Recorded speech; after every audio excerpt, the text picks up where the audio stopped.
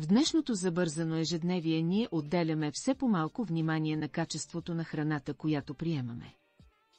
Трябва да знаете, че хранителните навици са в пряка връзка с вашето здраве и за това е важно да обръщаме внимание на въпроса – какво едем всъщност? В това видео ще разгледаме най-често срещаните нездравословни храни, ще научим защо трябва да се откажем от тях и как да се храним здравословно в няколко лесни стъпки. Нездравословни храни са тези, на които им липсват основните хранителни вещества за здравето на тялото.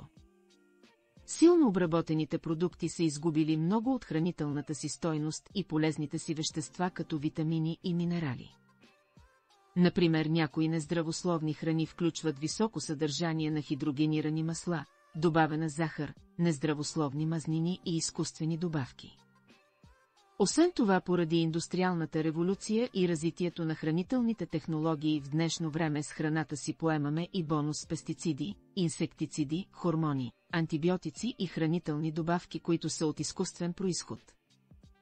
Химикалите се използват във всеки етап от производствения процес, от прибирането на реколтата и нейната обработка до опакуването и транспорта, докато храната стигне до масата ни.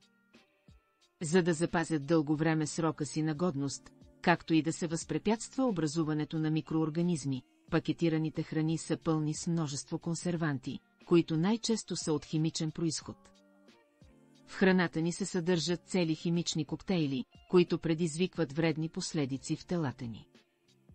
Освен това, при консервиране на продуктите се добавят и много хранителни добавки за подобряване на вкусовите характеристики или оцветители, които са доказано геннотоксични, невротоксични и канцерогенни. Сред най-често използваните синтетични добавки са изкуствени оцветители, изкуствени аромати, изкуствени подсладители и подобрители на вкуса. Консумацията на тези нездравословни храни предизвиква химичен дисбаланс в тялото и с времето хронични здравословни проблеми. Някои от тях са доказано сериозни и труднолечими, а повечето от тях водят до потенциално животозастрашаващи състояния като алергия, общо възпаление, астма, хиперактивност, диабет, неврологични увреждания и рак. Сред най-консумираните нездравословни храни са рафинираните въглехидрати. Рафинираните въглехидрати съдържат празни калории, в които липсват полезните хранителни вещества.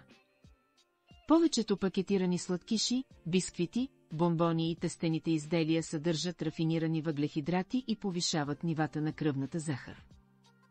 Вторият огромен проблем са трансмазнините, създадени по изкуствен начин.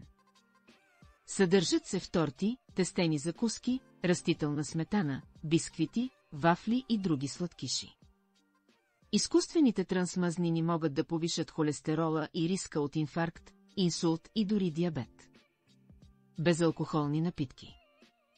В безалкохолните напитки също се съдържат много добавена захар и изкуствени подсладители. Изследванията доказват, че сладките напитки са сред основните причини за затлъстяването и диабета. Новопоявилите се доказателства показват, че високата консумация на сладки напитки увеличава риска от сърдечни заболявания. Преработено месо. Всички промишлени колбаси, наденици, шунка и бекон са с добавени химически консерванти, които се считат за канцерогенни и увеличават рисковете от поява на рак. Световната здравна организация класифицира преработеното месо като канцероген от първа степен. Сега ще научите какви са последиците от тяхната консумация. Ако мислите, че представената информация е полезна за вас, можете да подкрепите канала Моето здраве, като се абонирате и споделите видеото с приятели. Консумацията на нездравословни храни може да предизвика множество проблеми и да повиши рисковете от сърдечно-съдови и онкологични заболявания. В днешно време все повече нарастват сърдечните проблеми и раковите заболявания, и то сред младото население. Прекомерната употреба на наситени мазнини води до повишаване на холестерола и отлагането на масни плаки по съдовете и тяхното стесняване, което повишава рисковете от инфаркт и инсулт. Рафинираните въглехидрати се разграждат много бързо в организма и повишават нивата на кръвната захар и с това са предпоставка за развитие на диабет.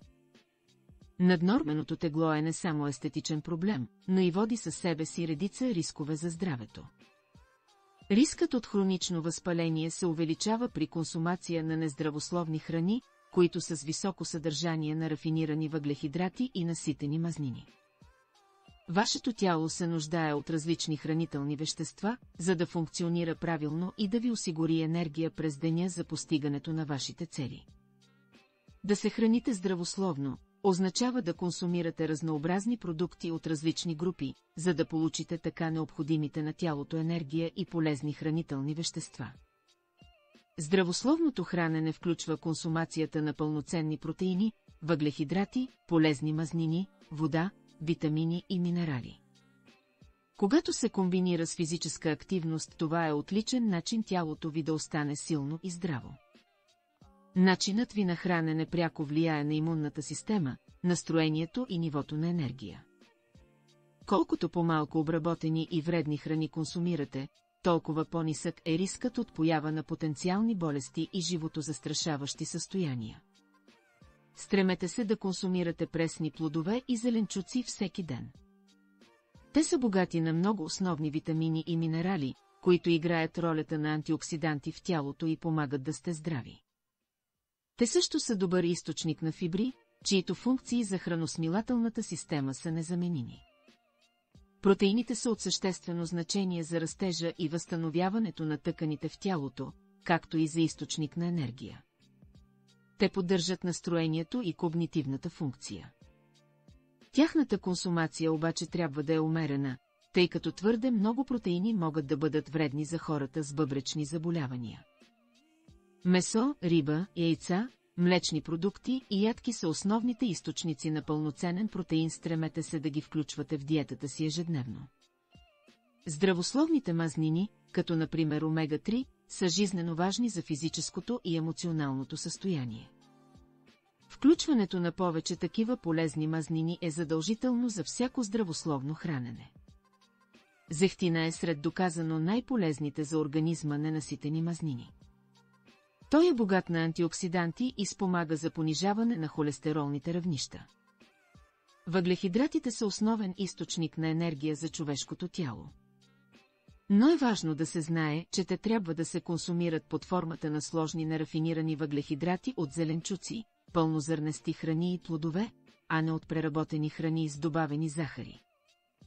Здравословно хранене не означава да спазвате строги доживотни ограничения или да се лишите завинаги от храните, които обичате.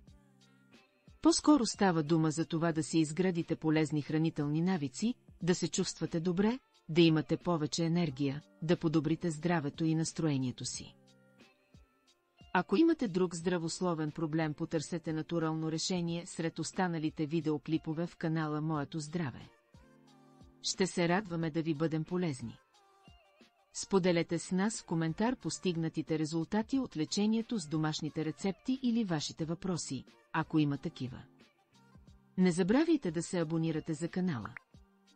А за да виждате първи нашите полезни съвети и рецепти, можете да ни последвате в Instagram и Facebook. Благодарим ви за доверието.